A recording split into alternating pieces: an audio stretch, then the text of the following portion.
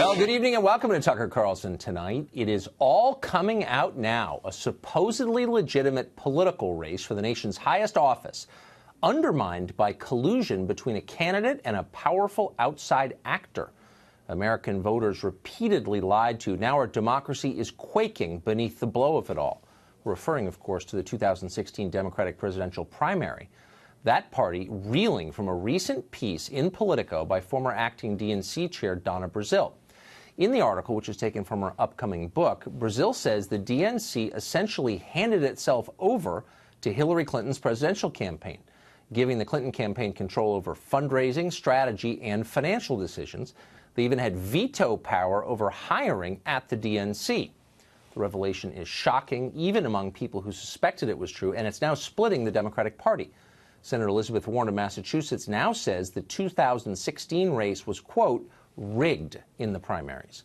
Current DNC Deputy Chair Keith Ellison of Minnesota, who supported Bernie Sanders, said the party is betraying millions of voters. House Minority Leader Nancy Pelosi, however, says, stop talking about it. Time to move on and focus on the next election and not feud over the last one.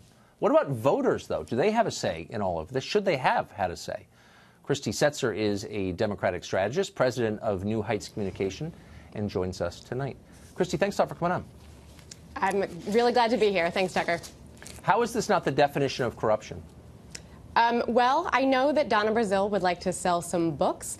However, she fails to account for two things. The main argument that she makes in this supposedly explosive piece is, one, that when she got to the DNC, two things were happening. One, it had been mismanaged, and two, she felt that people there had their finger on the scale for Hillary. Well, guess what? We already knew that. And that is why several people resigned at the convention and she took over. So it's really old news here, and I'm a little confused as to why we're focused on it. Well, I don't know why we're attacking Donna Brazile personally, whom I'll remind you is a woman of color. But I don't think that your response, just using the rules that you guys set up, that your response accounts for the claims that she makes. She says there was an agreement explicitly signed, a legal agreement between the Clinton campaign in August of 2015, a year before the primaries ended, and the DNC giving the Clinton campaign financial and hiring control over decisions at the DNC. That seems like corruption. I don't know how else you would describe that. No, it's not. So here's what actually happens, and I'm sure this happens on the Republican side as well, which is that when someone has secured their party's nomination, essentially they start acting as one with the party committee. Right. So it seems as though the Clinton campaign decided to make this agreement early, which said, hey guys, when I actually secure the nomination, you know that we're going to have some say over the communications director, over some of the strategy, things like that. That, to me, does not seem out of the ordinary.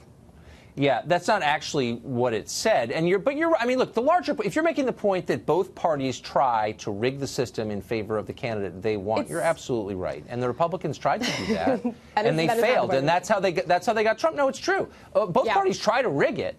But my question is, don't voters have a say in this? The party doesn't belong to the people who are paid by it. It belongs to the voters who vote for it. And to make an agreement like this before they get to vote seems to me an act of undermining democracy. It's not at all. I mean, the states are the ones who control the primaries. The DNC and party committee staffers really have, frankly, very little role in that. So no. And the other thing is that I think there's a suggestion here that that it was so unfair as to that something might have changed the outcome. Hillary Clinton won the primary by 4 million votes. So it's really hard to see how this could have gone down any other way. And again, to look back on, would this change things so that, she wouldn't rightfully become president? Well, she's not in office right now, so it's hard to know why this matters so much. I mean, these are all hypothetical questions, but what we do know is that the system was not on the level. It was rigged. And I'm not a Democrat, but a lot of people who have devoted their lives to the party are saying that. Here's what Tulsi Gabbard, who at one point was a vice chair of the DNC, you can't say she's not a Democrat, quote, the campaign finance laws, and I'm quoting, essentially allowed the Clinton campaign to bypass individual contribution limits by funneling millions of dollars to the DNC, taking control of the DNC in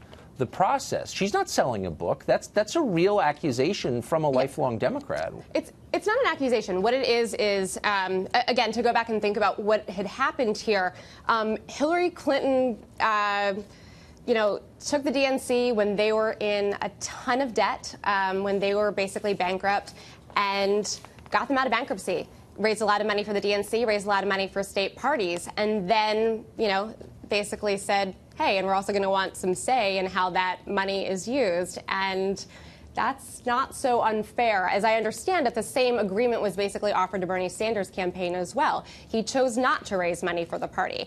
And look, that sets up a larger contrast between the fact that Hillary Clinton has been a Democrat largely all her life. She talks about how she was a Goldwater girl. And then, and has been. And Bernie's not really a Democrat. I mean, I love that Bernie's not really a Democrat argument. Look, he voted with the Democrats his entire career in the Senate, as you well know. Yep. But how about someone who has been a Democrat consistently, Elizabeth Warren, saying the system is rigged? Is she not a real Democrat too? I mean, look, the point is this is not just Donald Trump or right-wingers like me trying to cause trouble in your party. These are actual Democrats. What do you think Joe Biden thinks of this, for example, who got shafted because the DNC put his thumb on the scale when it shouldn't have? And let's just admit that it's corruption.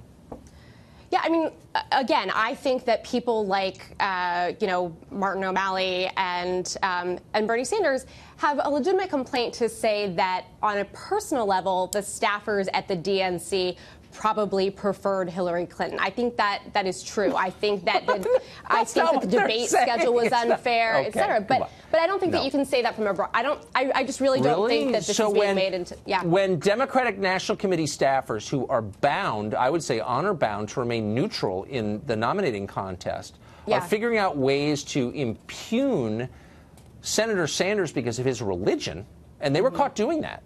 Yeah. You think that's not corrupt? I don't think it's corrupt. I think it's human that they had preferences, and I think that look, on the GOP side, I'm sure that was the case as well. I mean, you may remember that Priebus didn't even wasn't terribly excited about the idea of Donald Trump. I'm not contesting that. The Republican Party didn't want Donald Trump. He bulldozed them and won. They tried to rig it too. I mean, that's true. I'm just saying it's not supposed to work this way. The Democratic Party just got caught rigging an election, and they should just admit it and apologize and maybe bring a little democracy into the process. That's all I'm saying. I would disagree with that assessment. I don't think that it was rigged. I think that Hillary probably did have outsized control for a lot of reasons, but again, it didn't change anything ultimately. Yeah, unknowable. Christy, thank you for that. Thank you, Tucker.